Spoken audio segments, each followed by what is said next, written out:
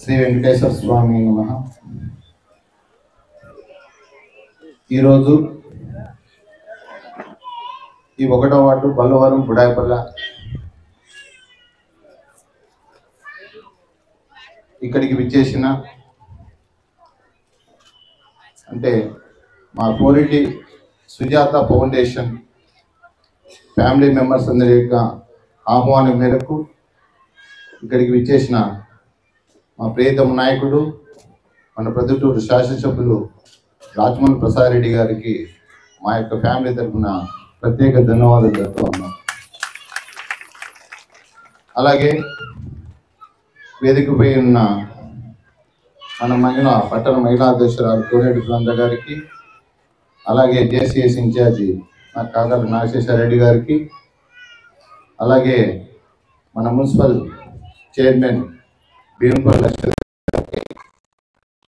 ప్రత్యేక ధన్యవాదాలు తెలుపుకుంటూ ఈరోజు ఇక్కడికి విచ్చేసిన మా బంధువులకు, అలాగే మా స్నేహితులకు, మా యొక్క నాయకులకు, కార్యకర్తలకు, అలాగే ఇక్కడికి విచ్చేసిన ఈ 1వ వార్డు అక్కగారికి, అవ్వగారికి, అక్కగారికి, ప్రతి ఒక్కరికి ఒకరేమి ఇక్కడికి వచ్చేసిన ప్రతి ఒక్కరికి కూడా పేరు పేరున శిరస్సు వంచి నేను ధన్యవాదాలు తెలుపుతా ఉన్నాను.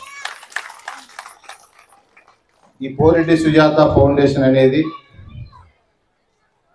మా సుజాత మా భార్య కరెక్ట్గా ఇప్పటికి 3 సంవత్సరాలు అయిపోయింది ఆమె కాలం చేసి. ఆమె పేరుతో పోరెడ్డి సుజాత ఫౌండేషన్ అని పెట్టాము. ఈ ఫౌండేషన్ ద్వారా మేము ఎంతో కొంత సహాయపడాలా ఆమెకు గుర్తుగా, ఎందుకంటే ఆమెను నేను మర్చిపోకూడదు. ఏదైనా కార్యక్రమాలు చేయాలంటే ఏదో ఒక ఫౌండేషన్ ఉండాల. ఆ ఫౌండేషన్ ఇది లేకపోతే కార్యక్రమాలు ఏం కూడా చేయలేను, ఆమె గుర్తు తెచ్చుకోలేను. ఆ ఉద్దేశంతోనే నేను పోరెడ్డి సుజాత ఫౌండేషన్ అని పెట్టడం జరిగింది.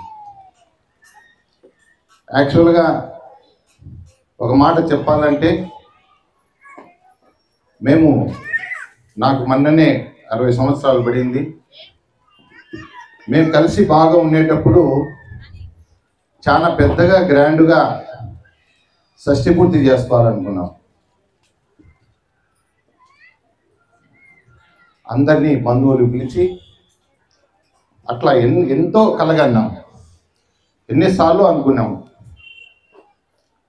ఎందుకంటే ఎప్పుడో మేము పెళ్లి చేసుకుని దగ్గర 38 సంవత్సరాలు అయింది.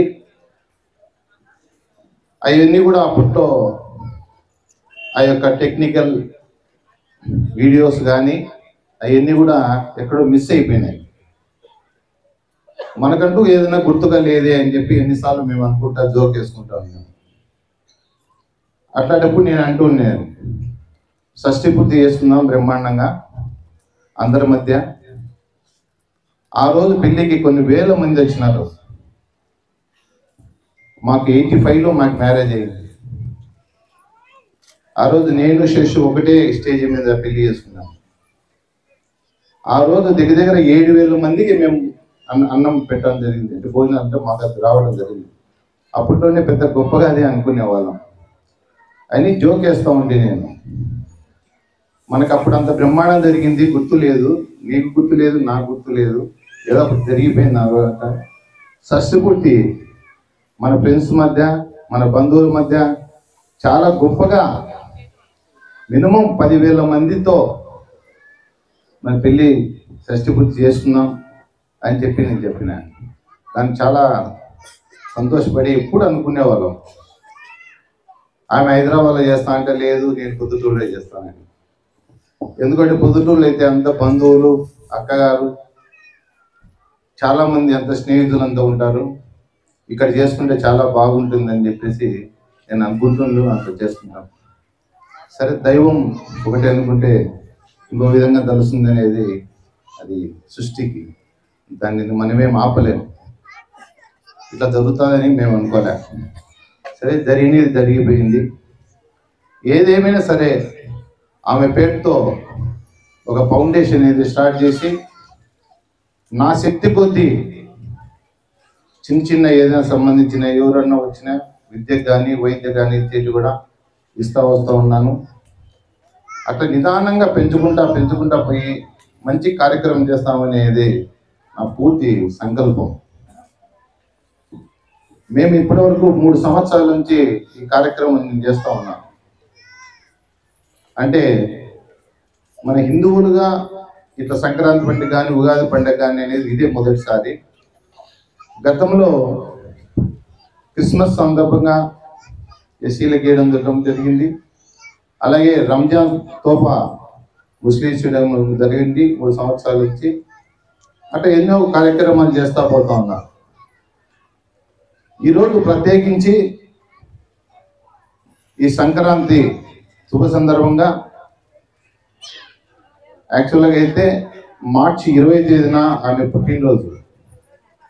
మార్చి 20 తేదీన చేసుకుందామనేసి మేము ఆలోచించాం ఈ కార్యక్రమం. అయితే మా ప్రీతం నాయకుడు రాజమౌళి శివప్రసాద్ రెడ్డి గారికి ఆ రోజు అడ్డు తగులుతుంది.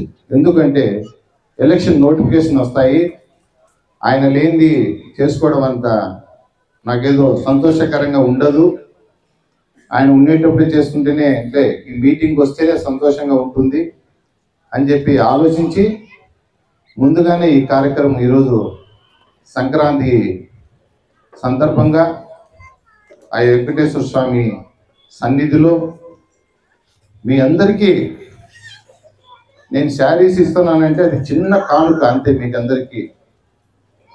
కానీ మీరందరూ నా మీద అభిమానంతో, మా కుటుంబం మీద అభిమానంతో ఇక్కడికి విచ్చేసినందుకు ప్రతి ఒక్కరికి శిరస్సు వంచి వాళ్ళ పాదాలకు నమస్కారం చేస్తా ఉన్నా. ఎందుకంటే చీర అనేది పెద్ద గొప్ప సంగతి కాదు, కానీ పిలిచిన వ్యక్తి ఎవరు, ఆయన ఏం చేస్తున్నాడు అనేది మీరందరూ అక్కగారు అవ్వగారు పెద్ద చెల్లి అందరూ కూడా ఇక్కడికి వచ్చారని చెప్పేసి చాలా ఆనందంగా ఉంది. అందుకే ఈ కార్యక్రమం కూడా నేను చేయడం జరిగింది. అట్లా ఎన్నో కార్యక్రమాలు చేస్తూ ఉన్నాము. ఇంకా తర్వాత కూడా మంచి మంచి కార్యక్రమాలు చేయాలని చెప్పేసి కూడా నాకు ఆలోచన ఉంది.